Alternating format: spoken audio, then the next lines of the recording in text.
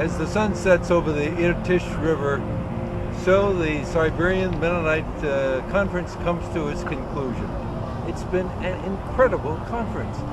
We had 13 papers from CIS country representatives, 1 from Western Europe, and 12 from North America. There simply has never been a gathering like this previously to discuss the Siberian Mennonite story. In addition to the scholars, we had observers from Mennonite communities across North America, Europe, and from CIS countries. We had people who reside in these Mennonite communities nearby, both in the Omsk region and in Slavgrad, who were here to participate. So it's been a memorable scholarly event, but it's also been an event in the life of Mennonite peoples of Siberia. The papers represented came from many different perspectives. We had anthropologists, historians, theologians, demographers, ethnographers. So it just had a rich diversity that makes it a very historic event.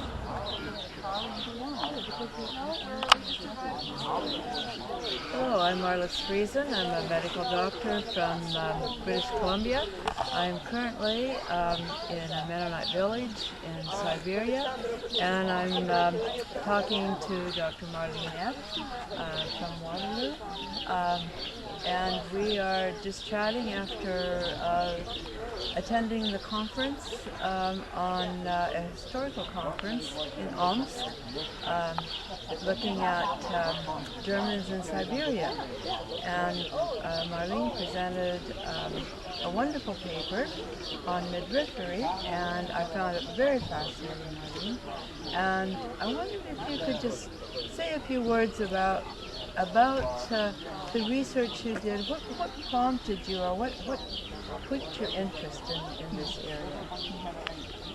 Well, Marlos, I've been doing research on the history of Mennonite women for a number of years now, and I've continued to come across a lot of information about women who work as midwives and healers in Mennonite settlement communities. And a couple of years ago, somebody pointed out to me a source in Mennonite archives in Winnipeg. It was a midwife journal. A woman named Sarah Decker-Thielman, who lived in the Slavgorod region here in Siberia. And she had gone to St. Petersburg to train, to take a 3-year course as a midwife, so she received professional training, and then returned to Slavgorod, where she married, and practiced as a midwife in this area for about 15 years before they immigrated to Canada in 1929. And she had this rare source where she had written down and recorded all the births at which she assisted between 1909 and 1941, when she retired from midwifery, then living in Ontario in Canada.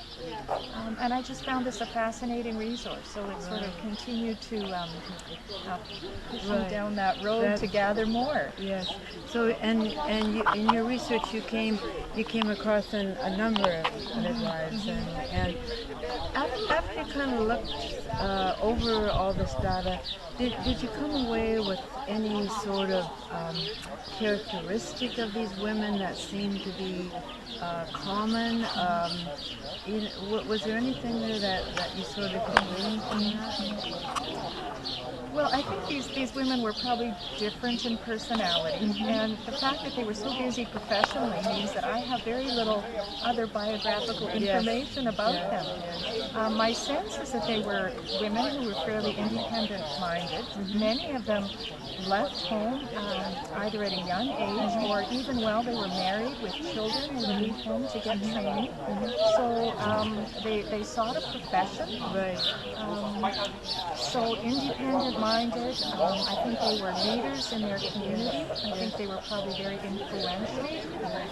I think some of them upset some of the gender norms in their families and communities.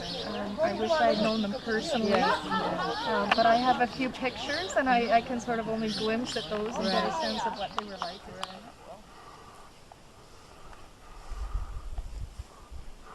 The sacred birch of Siberia The birch is considered sacred by the Siberian indigenous people, and indeed it's an image, an iconic image for all of Russia. The wonderful birches of Siberia.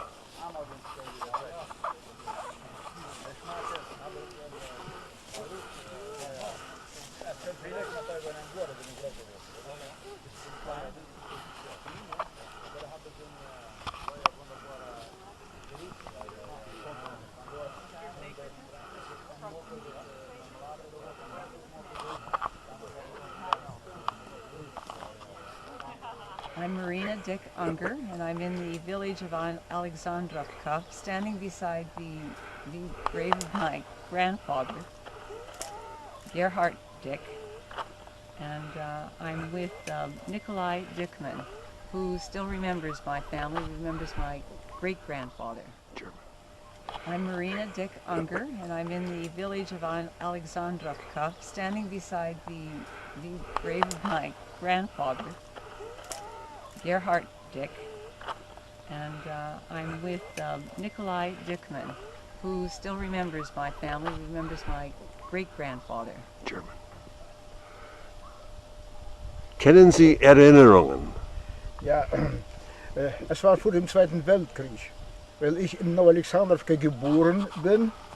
Hier wohnten meine Eltern und mein Großvater Aaron Reimer, der besuchte Bruder Gerhard Dick und dann nahm er mich mit und dann erinnere ich, er gab mir dann ein Säckchen mit Kaiserkapeken und dann habe ich gespielt damit und die beiden Opas haben mich erzählt. Und dann erinnere ich mich noch an den Opa Dick und die Oma Dick.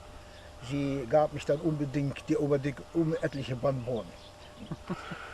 Und erinnere mich auch noch an den Tag, ich war dabei, mein Vater, der hat da gearbeitet auf dem Hof, wo sie wohnten.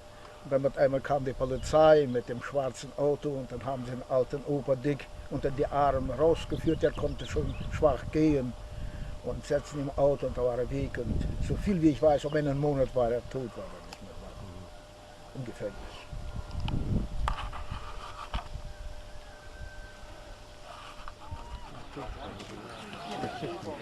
Yeah.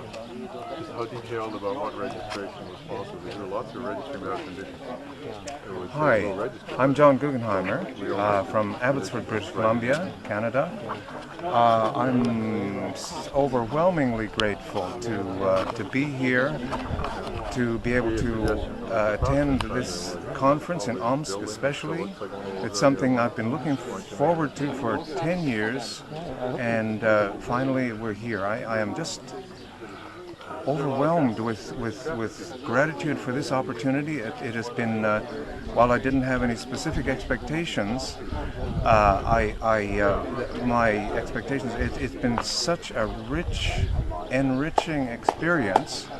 I'm just overwhelmed with this opportunity. And especially to be here and learn a little bit about the history of this prayer house.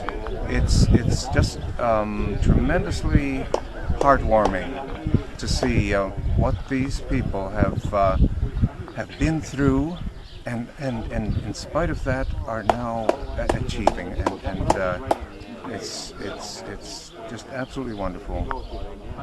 I'm Marina Unger, Dick Unger, and we're in the town of Issyk. I've just met up with my cousin, my first cousin, John Dick, and his wife Anna. So we're absolutely delighted. We did meet each other 3 years ago, and they've just moved back, I think it's just 3 years ago since they've moved back from Germany to Siberia, and they're very happy, as you can see. Ihr seid froh, wieder zurückzukommen? Ja, wir sind ganz zufrieden. Ja, sehr zufrieden. Und die Kinder auch, die ganze Familie, nicht die ganze Familie, ihr habt einfach eine Tochter ist noch mit uns. So they've moved back with their family, except for one daughter who has stayed with her family in Germany. But they're very happy here, and as you can see, we're quite content.